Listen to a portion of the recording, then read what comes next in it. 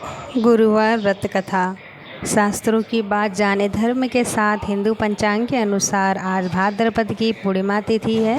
इस दिन भगवान विष्णु की पूजा का विधान होता है। बहुत से लोग आज के दिन पूर्णिमा का व्रत करके भगवान सत्यनारायण की पूजा करते हैं। कहते हैं कि व्रत करने से मोक्ष की प्राप्ति होती है। लेकिन जो लोग व्रत नहीं कर पाते हैं वो कथा पढ़कर या सुनकर ही अपनी मनोकामना को पूरा कर सकते हैं। आज हम आपको इसकी कथा के बारे में बताएंगे जिसको पढ़ने सुनने से व्यक्ति को मोक्ष मिलता है। एक बार नारद जी ने भ्रमण करते हुए मृत्युलोक के प्राणियों को अपने अपने कर्मों के अनुसार तरह तरह के दुखों से परेशान होते हुए देखा। इससे उनका हृदय द्रवित हो उठा और वह परमार्था भगवान श्री हरि के शरण में कीर्तन करने पहुंच गए और स्थिति पूर्वक बोले, हे नाथ, यदि आप मेरे ऊपर प्रसन्न हैं तो मृत्युलोक के प्राणियों के कष्ट हरने का कोई उपाय बताने की कृपा करें। तब भगवान ने कहा, मुनिवर, तुमने विश्व कल्याण की भावना में बहुत सुंदर प्रश्न किया है। आज मैं तुम्हें ऐसा व्रत बताता हूँ जो स्वर्ग में भी दुर्लभ है और महापुण्यदायक है तथा मोह के बंधन को काट देने वाला है, जिसका नाम है श्री सत्यनारायण व्रत। इस व्रत की कथा सुनने मात्र से ही सब दुख दूर हो जाते हैं और इसका विधि विधान पूर्वक पूजन करने से मनुष्य सांसारिक सुखों को भोग परलोक में मोक्ष को प्राप्त करता है। व्रत कथा। काशीपुर नगर में एक गरीब ब्राह्मण को भिक्षा मांगते देख भगवान विष्णु जी ने स्वयं ही एक बूढ़े ब्राह्मण के रूप में उस निर्धन ब्राह्मण के पास गए और कहने लगे, हे प्रिय, श्री सत्यनारायण भगवान मनोवांछित फल देने वाले हैं। तुम उनका व्रत पूजन करो, जिसे करने से मनुष्य सब प्रकार के दुखों से मुक्त हो जाता है। इस व्रत में उपवास का भी अपना महत्व है, किंतु उपवास से मात्र भोजन ना लेना ही समझना चाहिए। उपवास के हृदय में यह धारणा होनी चाहिए कि आज श्री सत्यनारायण भगवान हमारे पास ही विराजमान है, अतः अंदर व बाहर शुचिता बनाए रखनी चाहिए और श्रद्धा विश्वास पूर्वक भगवान का पूजन कर उनकी मंगलमय कथा का श्रवण करना चाहिए। श्री सत्यनारायण की कथा बताती है कि व्रत पूजन करने में मानव मात्र का समान अधिकार है, चाहे वह निर्धन, धनवान, राजा हो या वैवासी, ब्राह्मण हो या अन्य वर्ग, स्त्री हो या पुरुष।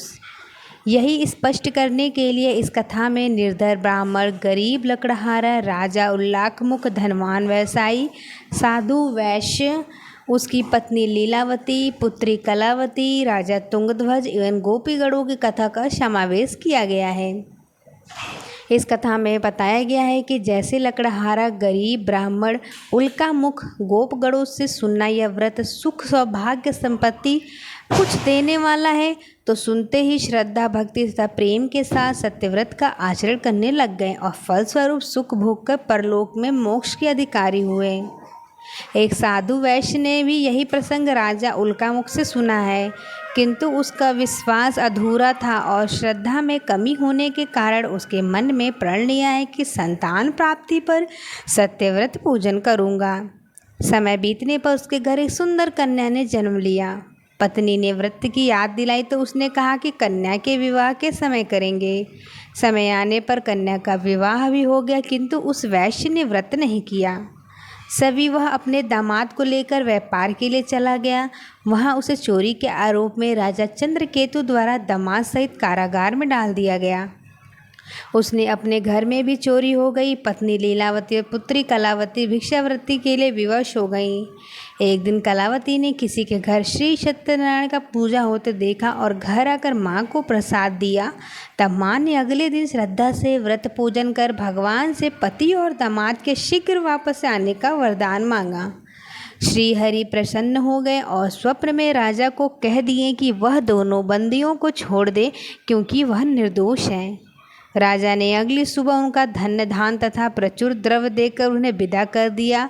घर आकर पूर्णिमा और संक्रांति को सत्यव्रत का जीवन भर आयोजन करता रहा।